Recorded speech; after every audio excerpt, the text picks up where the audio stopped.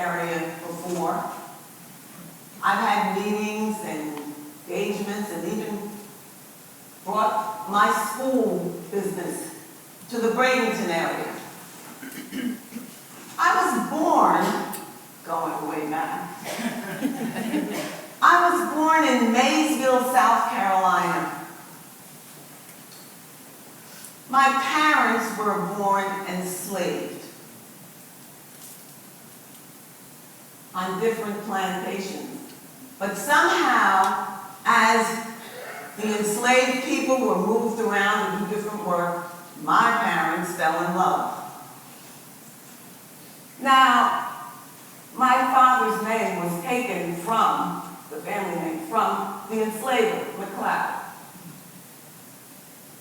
And my father had an arrangement after he told Mr. McLeod that he wanted to marry my mother, Patsy. My father was Samuel. So Mr. McLeod told him that he'd have to do some kind of work other than the fields. When he finished in the fields, he had to do work to get the money for Mr. McLeod to buy Patsy from the McIntoshes to bring her to be enslaved on his plantation, and then they could get married. My father worked very hard and earned the money. It took a long time to earn the money. They had 17 children. I was the 15th born, and I was the first of all their children to be born free, some 12 years or so after the Emancipation Proclamation. Before that, before I was born, my parents were able to get a mortgage and get a small farm. They farmed cotton and rice, had a family garden, shared their family garden with those in need, and sold the cotton and rice for profit. Very little. My mother and my father also did other work off the farm. My mother did laundry, mostly for the McIntoshes, who had been enslavers of her in the early years. Sometimes I would go with my mother when she took the laundry or brought the laundry back. My father had built this beautiful playhouse for the grandchildren of the McIntoshes. So while my mother went to see about taking the laundry inside, I walked around one day and I was invited to go into the beautiful playhouse. And I was told to hold a doll by the granddaughters, hold the doll and quit. While I was holding the doll and I was told to rock the doll, I looked over and I saw a book. Well, I grabbed the book and I was told, put that book down, don't touch it. And I asked, why? You don't know how to read, and if you don't know how to read, you can't touch a book. That's what I was told. It hurt my feelings.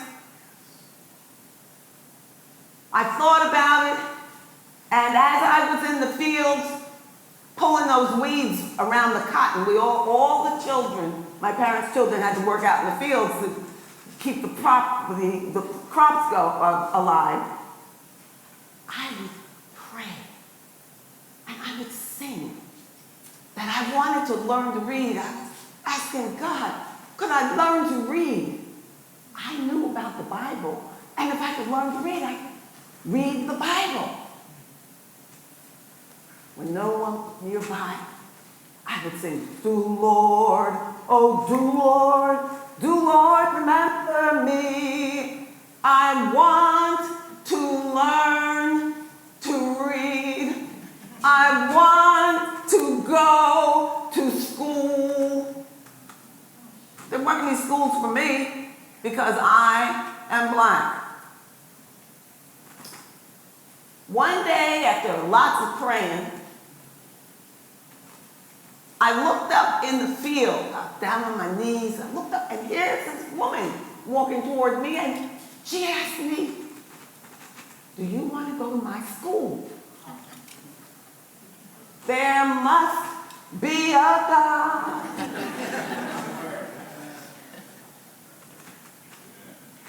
I was the only one who was allowed from my family. My parents wanted everyone to be able to go to school, but we needed the family to work, to keep the farm going. I was so happy that I got the privilege to go to school, but the school was 5 miles away from my house. Miss Wilson had been sent by the Presbyterian Church to start a mission school for Negro girls, called Negroes back then.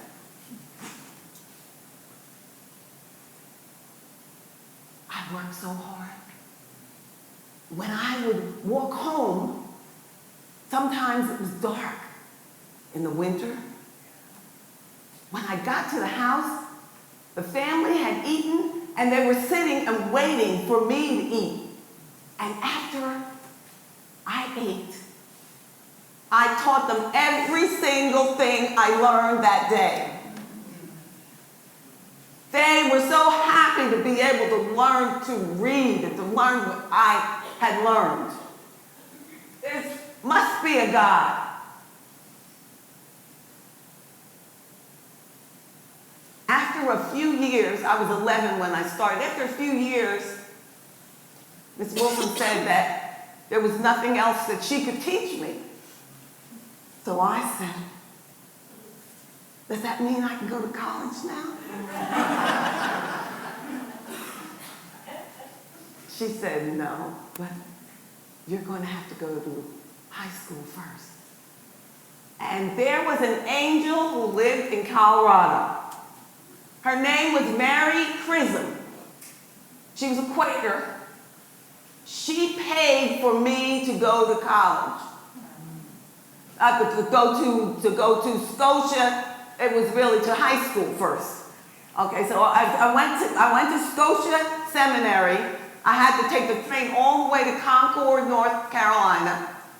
The town heard about it, that I was going away to school, and they gave me gifts of clothes they didn't need anymore. My mother made me a new dress.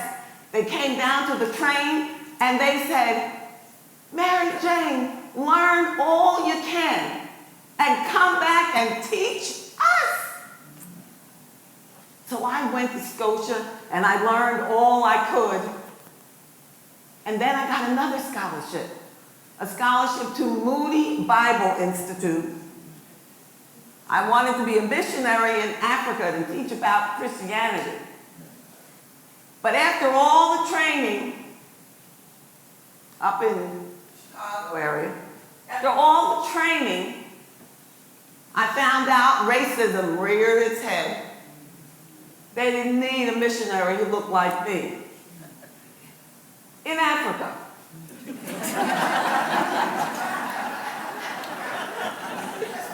I went home and I helped teach at Miss Wilson's school. I was very happy to help her. But soon I got a call about a job in Augusta, Georgia, Haynes Institute, started by a woman, a black woman born free, Lucy Laney. Lucy Laney was fabulous. And with all that had happened in my life, I decided I wanted to start a school of my own. At Lucy Laney's Haynes Institute, I met my husband, Albertus. We got married, had Albert. By the time Albert was about 5 years old, I decided my mission was to go somewhere and start a school.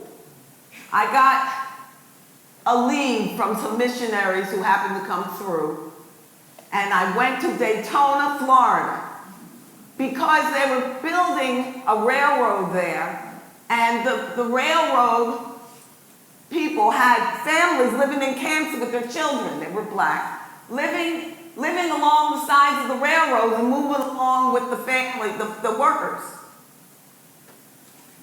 I had $1.50 when Albert and I went there.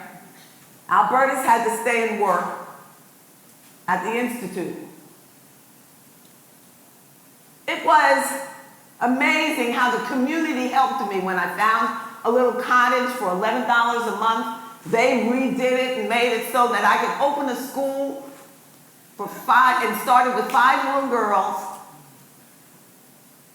That school then became Bethune-Cookman College. I found a junkyard and bought the property. The people in the community were so helpful. Cleared the lot, built the school, planted the gardens, and it's still there today. We merged with the school for men, for black men in Jacksonville, Florida. And it is still Bethune-Cookman College. Well, you know, the word got out about what I was trying to do, what I had done. I had met quite a few people who helped while they were on vacation. Wealthy people came down to Florida and gave us donations and took the word back about what we were doing. And soon President Coolidge and President Hoover called me to come help in Washington for different committees. But the big invitation was from Franklin D. Roosevelt. Some people say his wife Eleanor heard about me and met me in Florida, saw what I was doing, and told her husband. Because I was there for 8 years. I worked on the National Youth Administration. They needed someone to focus in on what black youth needed. So the word was, show my light, shine my light, speak my voice. The doctor said, you're getting weak, your heart's starting to fail, you've got to stop.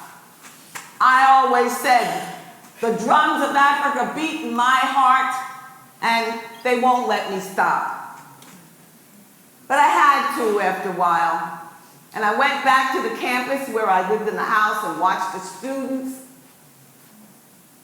and felt so blessed that I had shined the light and encouraged all these folks to shine their light, these young folk. Ride on, King Jesus, no one can hinder me. Ride on, King Jesus, ride on. No one can hinder me. I leave you faith.